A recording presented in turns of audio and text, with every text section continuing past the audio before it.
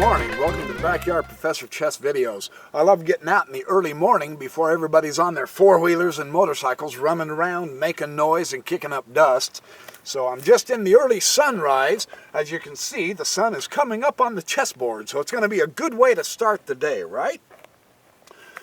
This particular example that helps train us to read the chessboard is from Silman and Van Buskirk in Santa Barbara, 1989.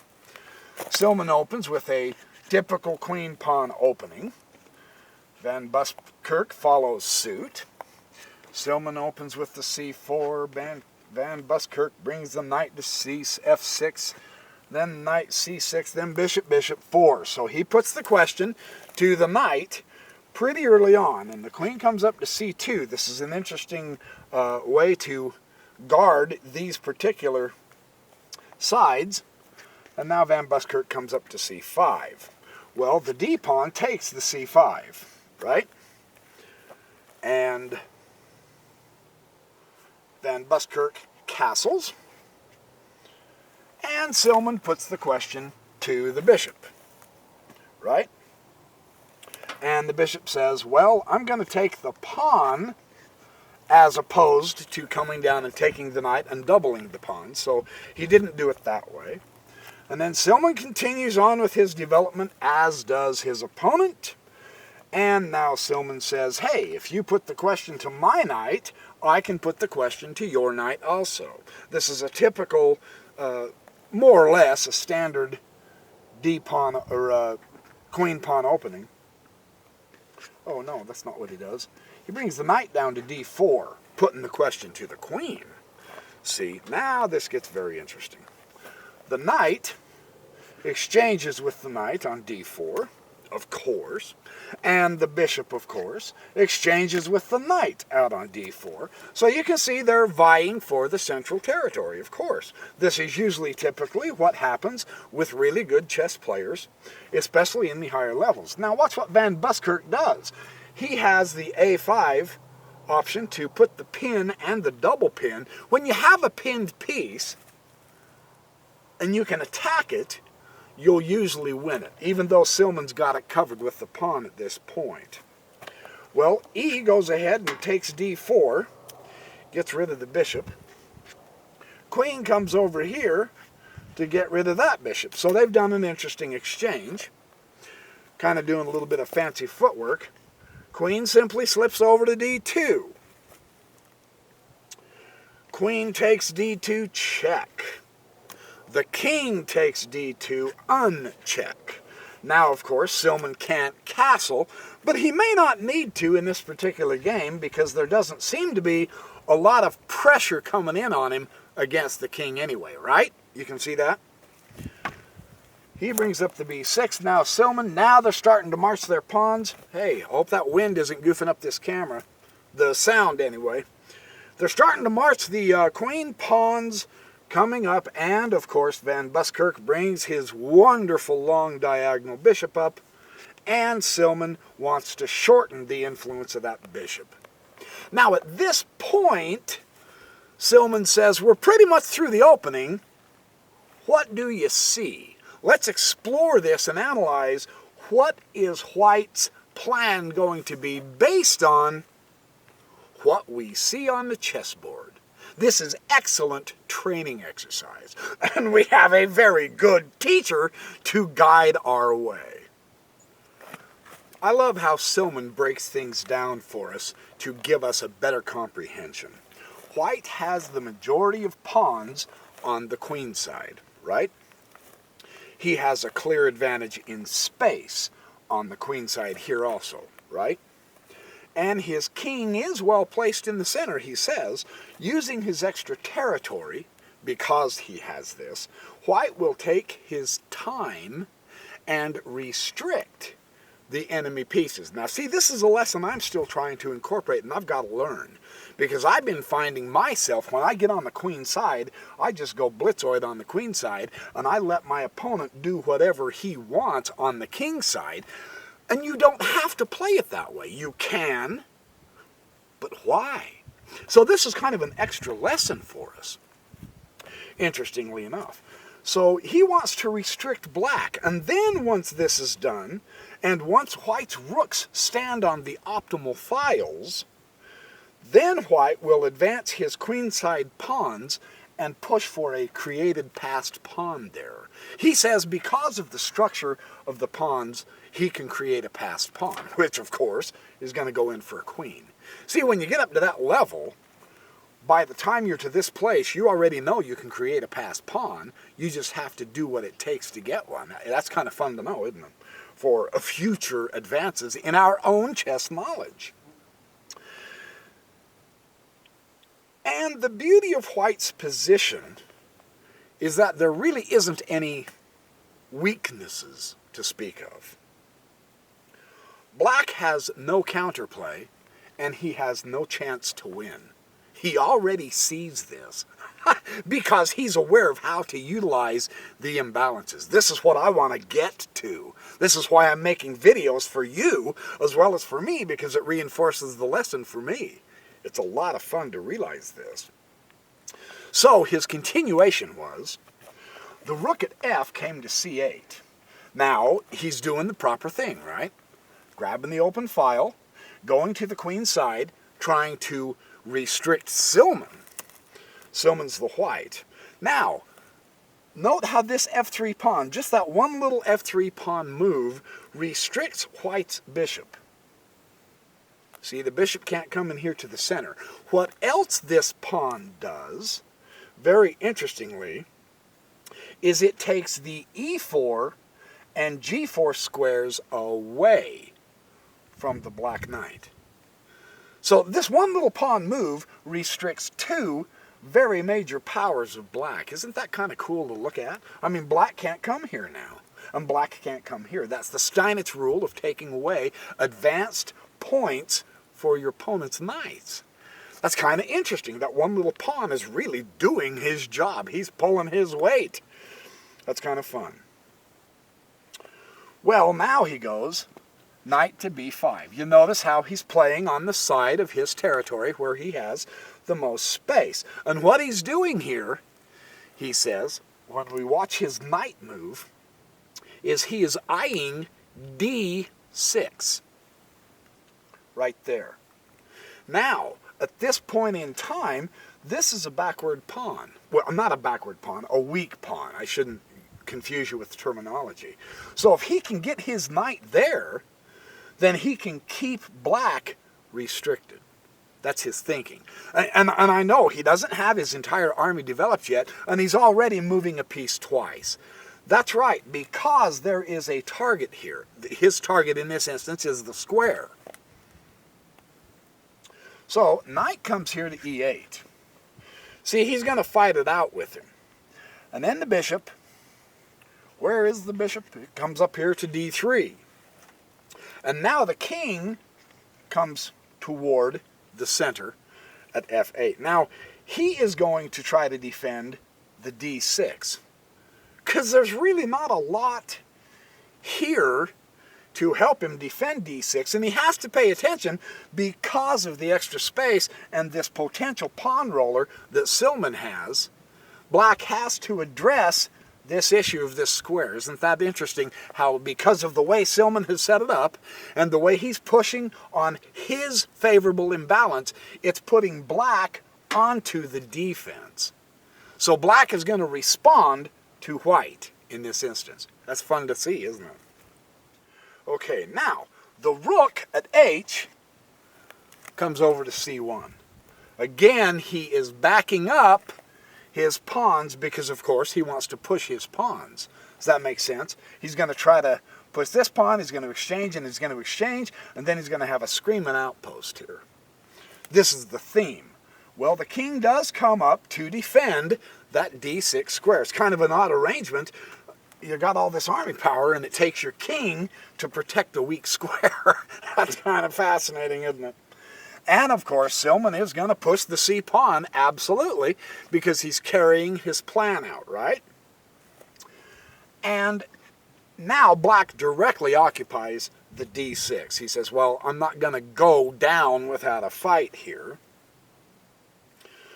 And the nice thing about this is how Silman does this. He takes the B pawn with his C pawn, right? And now this eliminates the A pawn on the A file. It does open up a file for black, but now he can swap a rook, and the bishop swaps the rook. He gets the bishop off the diagonal, and why not? Because the bishop is so restricted here anyway, you may as well use the bishop here. And now he starts pulling up the A pawn. You can see him slowly making progress on the queen side of the board, can't you? And now the pawn comes up here to D5 to try to stop the advance and stop him from using that outpost. So this is a pretty good play on Van Buskirk's, and so Silman is coming right up the side there.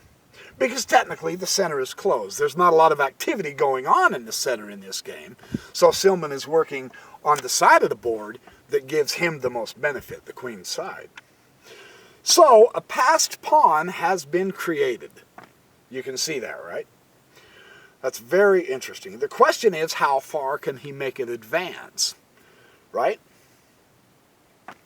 Well, let's see. Van Buskirk's going to start working on the king side here. H6. King comes up to C3. Notice how the kings get involved in the game also. Why not? Why not use them? B takes A5.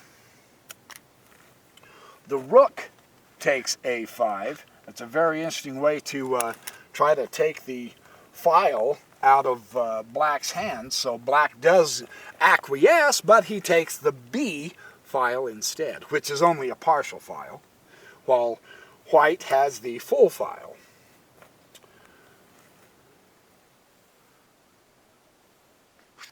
Rook comes up here to A7 and goes check. So now he's got the 7th rank. This is kind of interesting. Rook comes up here to B7 to block it, and this allows his king to even march further into this game to pursue that helped passed pawn get in. It's very interesting how he's pulled his king all the way across the board, huh? Because there's not a lot of activity in the center anyway. You can do this. The king is also a useful power. This is kind of a good lesson to know, huh? He's heading for A4 and A5, of course. The king's trying to make his way up. Note now that white's favorable imbalances are all situated on the queen side of his board. He's deliberately made it that way. And he's been playing on that side of the board for the entire game so that he can take advantage of his imbalances. This is great chess. This is a wonderful example of how this is done. Rook took the A7. Knight takes the rook on A7. The bishop comes up here to B7.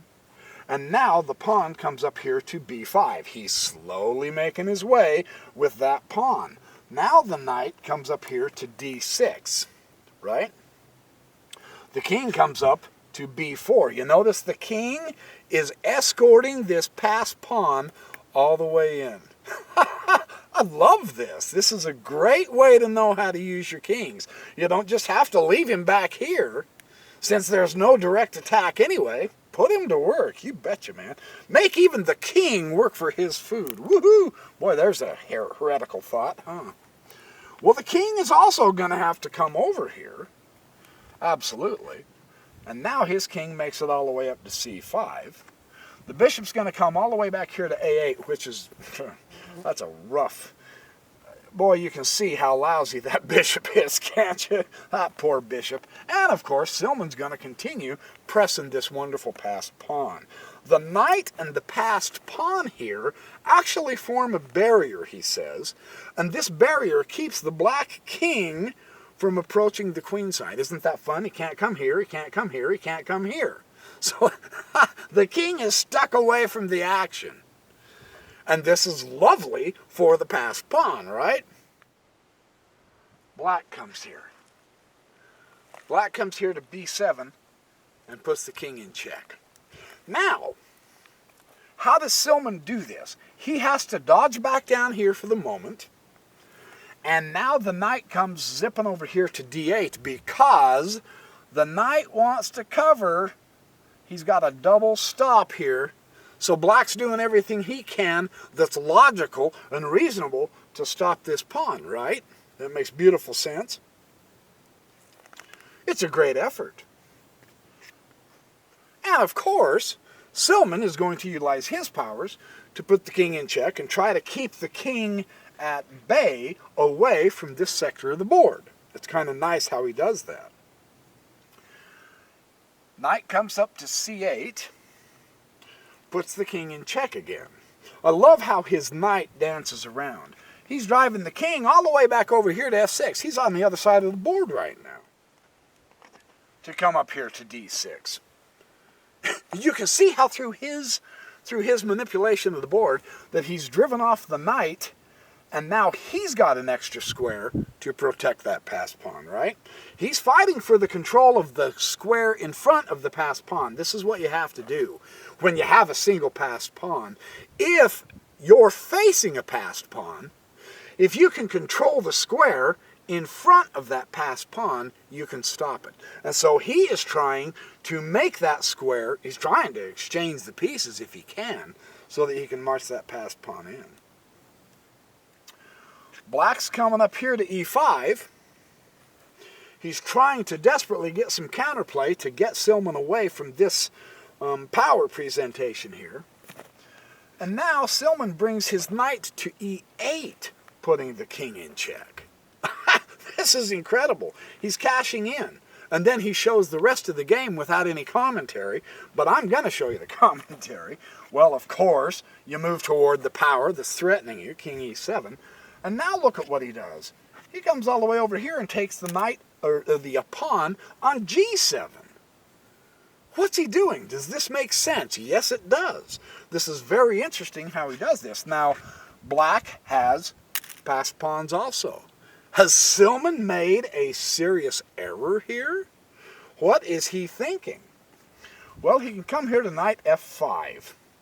Isn't that fantastic how knights work? This is such a good illustration of knights because he puts the king in check and he's got that passed pawn under complete control. So the king comes up here to e6, and of course the knight takes the d4 and puts the king in check. So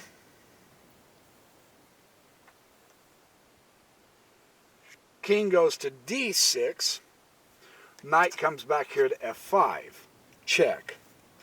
King comes down here to e5 to try to get a handle on this cotton-picking knight, and now the cockeyed horse takes h6. He's obliterating his king-side pawns, maintaining his own passed pawn. What a demonstration of the beauty of knights, right? Well, he's going to push his passed pawn. He's going to try like crazy to escort his passed pawn in, of course. And now bishop comes all the way up here to e8. Ouch. Isn't that amazing? So, of course, Van Buskirk pushes his f-pawn. And now the knight comes to f7 and puts his king in check. The knight, of course, is going to take the f7. And the bishop, of course, is going to take the knight at f7. So now we're getting down to it. We're going to see who is able to get their passed pawn in. King comes to f4, directly facing him. The bishop comes back to c4. The king goes to e3. And Silman pushes the h4. And Van Buskirk resigned. Because he's all the way in. He used this, so to speak, and because he focused on his imbalances on the queen side, he was able to push this passed pawn and completely occupy Van Buskirk. And then he comes and plays on the other wing and pushes the other passed pawn. That's a great illustration of how to use your imbalances, on how to understand the power and the capability of the knights. So that's the one lesson I wanted to share with you today. Thanks for watching my chess videos, and the more you learn, knowledge in chess is power. The better able, with the more you study and learn, the better able you'll be able to put it all together and improve your chess. So happy checkmating, happy chess studying, and I will see you in the next video.